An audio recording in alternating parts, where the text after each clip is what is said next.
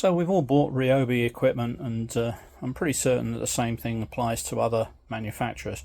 But every once in a while you'll find something breaks on it, as in the case of my Ryobi sliding miter. And it's broken here. Basically this handle's broken off completely, it's shattered. I tried to glue it, but the stresses on it were too much, and it just shattered again. So now the only way I can actually tighten the miter part of it up is with a wrench. But I figured there's got to be an easier way. So I went online onto my computer, and using the CAD/CAM software, I decided to replicate the existing product, but actually make it a little bit stronger. So I ended up making something like this out of ABS, which I printed on a 3D printer, and let's see what happens.